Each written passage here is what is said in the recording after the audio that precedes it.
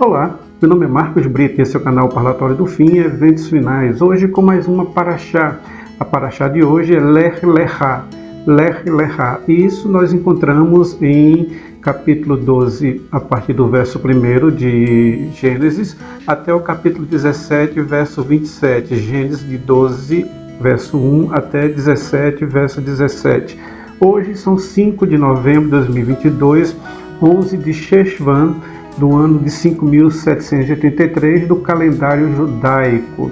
Vamos então ao conteúdo da paraxá.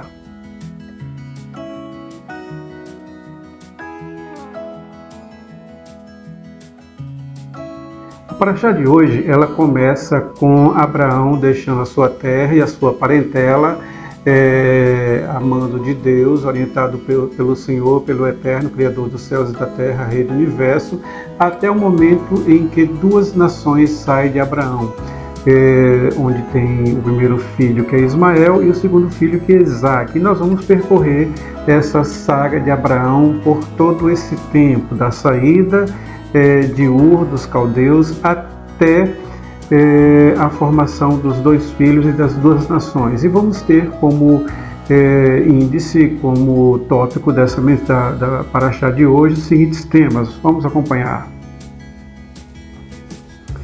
Abraão e Tera, o contexto da vida de Abraão, Abraão e Ló, o Egito na vida de Abraão, dois filhos, duas nações. Esses são os tópicos que nós iremos abordar nessa paraxá. E vamos, claro, tirar daí exemplos e modelos que podemos aplicar em nossa vida e principalmente um link com o Novo Testamento. O que é que isso implica para nós? Vamos lá então.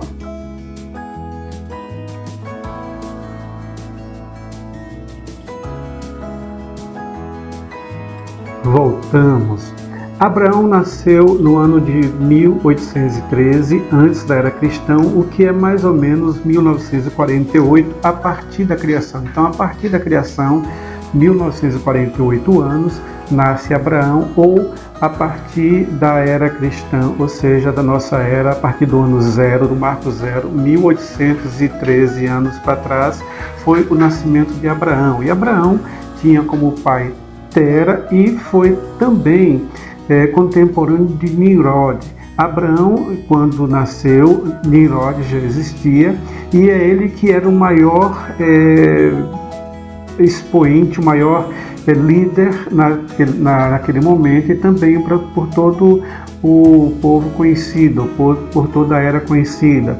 Nimrod era um grande caçador, mas também um grande arquiteto. Nimrod foi o responsável pela criação da Torre de Babel, onde Abraão e o seu próprio pai Tera trabalharam quando criança, no caso de Abraão. Tera era um dos especiais de Nimrod. Ele fazia parte de todo conjunto de pessoas que estavam mais próximas de Nimrod.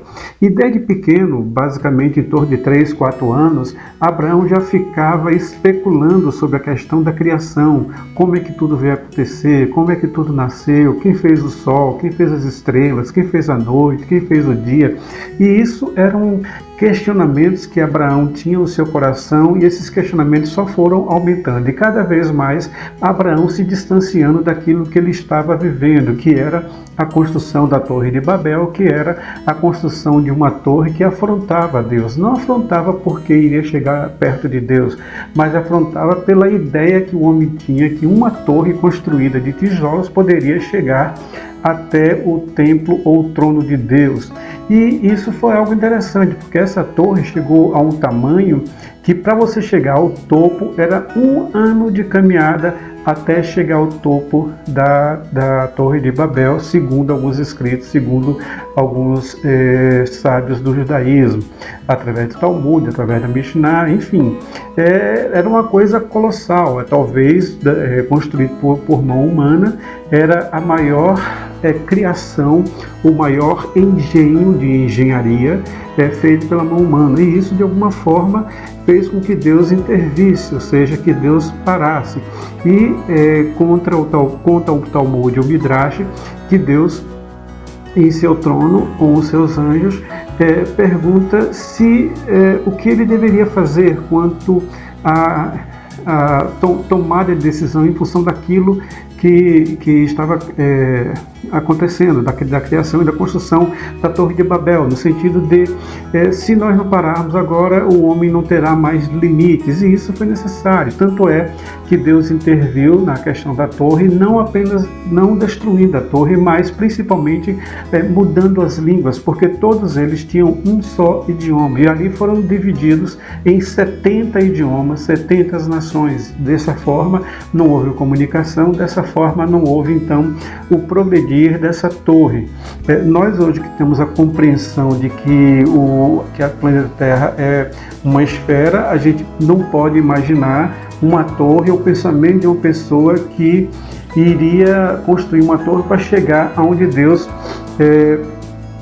está no seu trono. Hoje nós temos essa noção, mas naquele tempo não. Como eles achavam que o céu e as nuvens estão em cima, então se ele construísse alguma coisa muito alta, iria chegar, e mais cedo ou mais tarde iria chegar onde Deus estava. Isso era uma inteira confusão, por isso que houve a confusão de línguas. E outra coisa também é que, a depender da altura da torre, um tijolo era mais caro, ou mais importante, ou mais precioso que uma vida humana. A partir do momento em que você tem uma torre que só para você subir você passaria um ano caminhando até chegar lá em cima, então você imagina que quanto equivale uma vida? Se uma vida caísse lá de cima e morresse, isso não era dado muita importância, mas se um tijolo caísse e viesse a ser destruído com a queda, isso sim teria importância, e é mais importante o tijolo do que a vida. Nesse momento houve a intervenção divina no sentido de separar as línguas, separar em nações, em 70 nações, fazendo com que a torre não progredisse. Nesse momento, Abraão já estava fora, porque inclusive havia idolatria, e não só o pai de Abraão, Tera, mas como o próprio Abraão, em sua tenridade, na sua adolescência, eles eram sim adoradores dos ídolos que Nimrod colocavam como Deus, como ídolos para eles. Então, nesse momento, Abraão começa a entender algumas coisas e começa a se separar de tudo isso que estava acontecendo ali. Por esse motivo, ou seja, por toda a idolatria e por toda a confusão que existia ali, é que Deus tira Abraão de perto do seu pai, porque o pai de Abraão continuou sendo idólatra e o povo continuou fazendo segundo os seus ídolos, orientava que eles fizessem. E Deus disse para Abraão: olha, sai da tua terra, da tua parentela, e vou para a terra que eu te mostrarei, porque eu serei o seu Deus, e tu serás um pai de grande nação. Essa é a base do motivo de porque Abraão saiu da terra, ou seja, de perto do pai, porque existia idolatria, e Abraão havia descoberto o Deus Todo-Poderoso, Criador dos céus e da terra, que falou com ele que daria através dele uma grande nação. E na verdade isso aconteceu.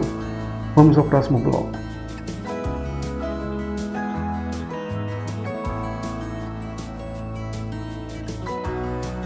Houve também um episódio bem interessante na vida de Abraão.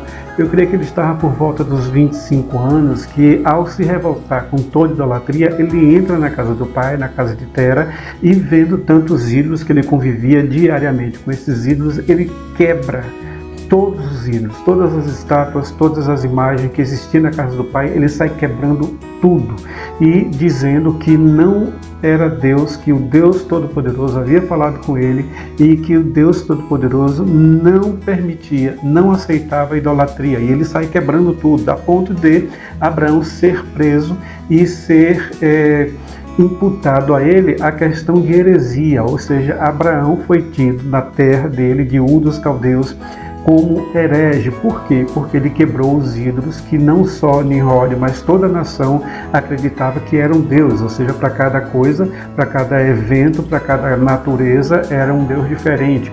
E Abraão, revoltado com tudo isso, entra em casa um dia, revoltado com tudo, sai quebrando tudo. Ele quebra absolutamente todos os ídolos. Nesse momento ele é apanhado e é condenado como herege, porque havia quebrado os ídolos que existiam na casa do pai dele. Consequentemente, Abraão é lançado, isso poucas pessoas sabem, e tem esse conhecimento, Abraão é lançado em uma fornalha de fogo. Assim como Sadraque, Mesaque e Abednego, Abraão também foi lançado em uma fornalha de fogo. E por milagre, assim como Sadraque, Mesaque e Abednego, Abraão também foi salvo e não teve nenhuma queimadura, nada, absolutamente nada ele sofreu. Isso dando a entender que o Deus que Abraão existia era o Deus que tinha cuidado dele naquele momento. Por esse motivo, ou seja, porque Abraão iria entrar em conflito com toda aquela nação, com todas aquelas pessoas que eram idólatras, mais tarde poderia até ser morto, é que Deus então tira ele daquela terra e diz assim, não, aqui não é seu lugar, vamos para uma outra terra que eu vou te dar uma terra onde emana leite ou mana leite e mel. O importante nessa palavra, nessa citação, é que o que importa é se Deus está com a gente ou não. Não importa a estrutura que nós tenhamos, não importa a casa que nós temos, não importa quão grande nós somos, assim como Abraão e Tera eram diante de Nimrod, diante da sociedade, não importa quanto. O importante é se Deus está com você. E ali não era um lugar onde Deus não iria querer que Abraão continuasse. Por esse motivo foi que Deus pede a Abraão e orienta Abraão para sair dali com tudo que é seu. E Abraão sai também com Ló, né, o seu sobrinho. Mas por que Ló não ficou com o seu pai? Porque o pai de Ló tinha sido morto. Ele já havia sido morto. Então, por consequência disso e pelo grau de parentesco, é que Abraão ficou responsável pela vida do seu sobrinho Ló. E aí, quando Abraão sai também Ló daquela terra. Vamos para o próximo bloco.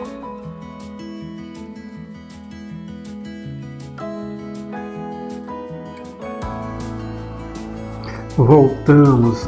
Nesse instante, então, entramos no capítulo 12, do verso 1 de Gênesis, onde Abraão efetivamente é chamado por Deus a sair daquela terra e da sua parentela e ir com tudo que é seu, todas as suas posses, todos os seus rebanhos, toda a sua família e os seus serviçais para uma terra que Deus iria promover, Deus iria prover.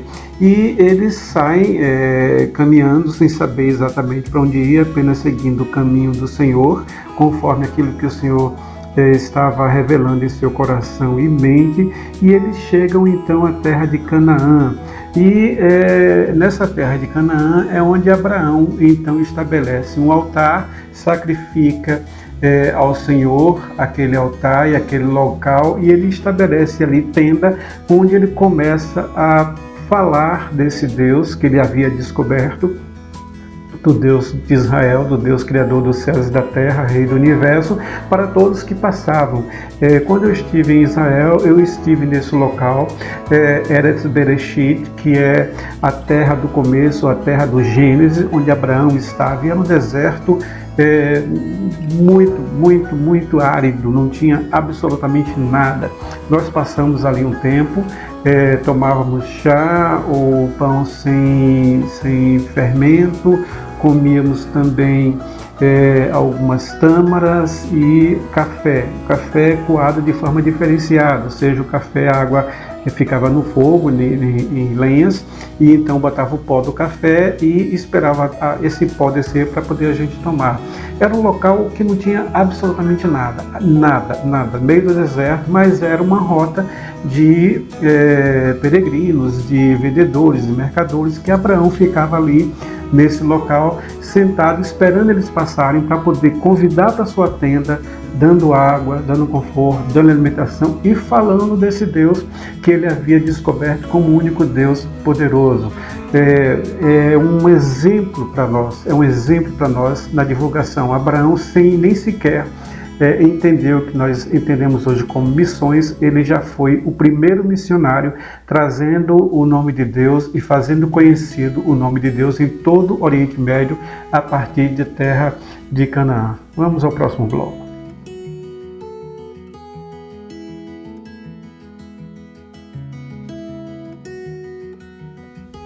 Voltamos.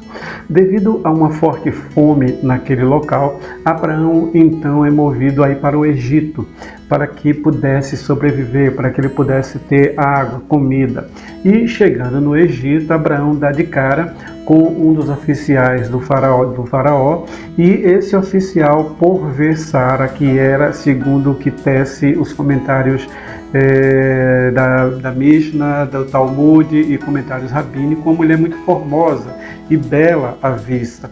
Sara era uma meia-irmã de Abraão, e por ser meia-irmã é que Abraão suscita esse vínculo de irmã e não vínculo de esposa, porque Abraão temia, e aí nós temos o primeiro ponto de fraqueza de Abraão, temia por sua vida, para que, sabendo que era esposa, que o faraó não viesse a matá-lo para poder ficar com a esposa. Então ele diz que é irmã.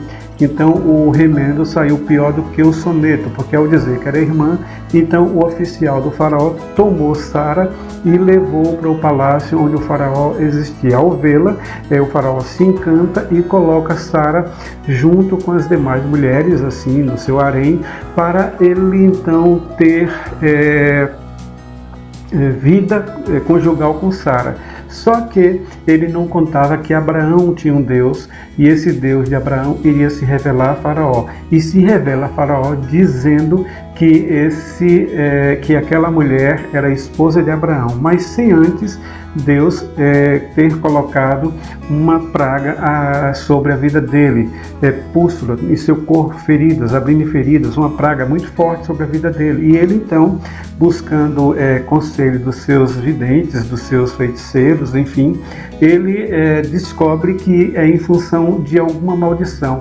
E aí suscita-se a questão dele poder estar com a esposa de alguém. Abraão é chamado, realmente ele diz que realmente é sua esposa, e o faraó diz: por que fizesse tal coisa comigo, me colocando em uma situação de risco de vida, e ele expulsa Abraão do seu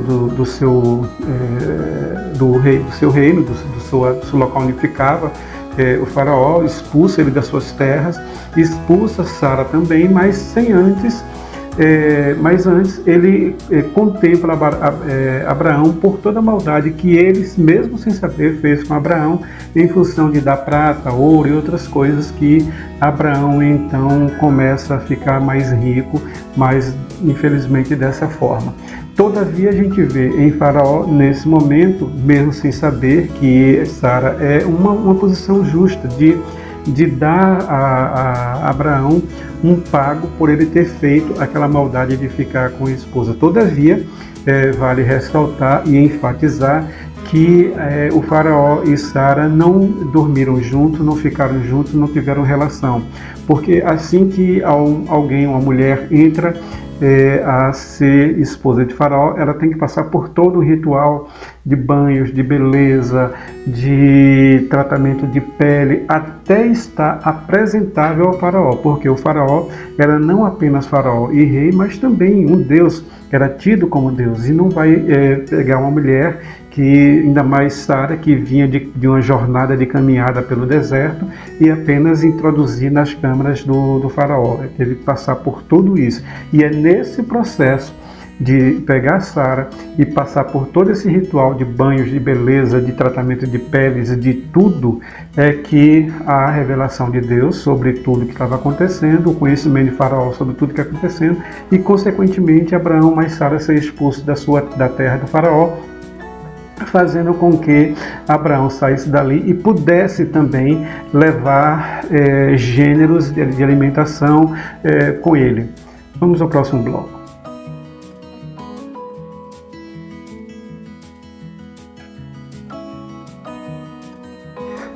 Nós vemos nesse último bloco a questão da importância do nome de uma pessoa, né?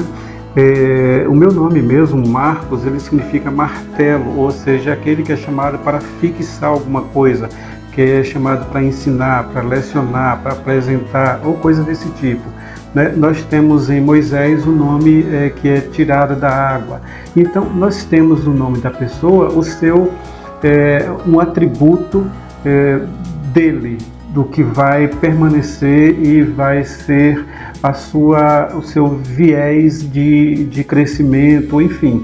E Abraão e Sara tiveram seus nomes mudados em função daquilo que Deus estava propondo e iria fazer na vida deles. Abraão, que na verdade era Abrão, o nome dele anterior, é mudado para Abraão. Então, de Abrão para Abraão. E Abraão quer dizer o pai de multidão, ou pai de várias nações. E Sarai, né, que era o nome de Sara, Sarai é mudado então para Sara, que quer dizer princesa, ou seja, para um pai de uma grande multidão, uma princesa lhe é colocada a seu lado. Isso é algo bem importante, bem interessante.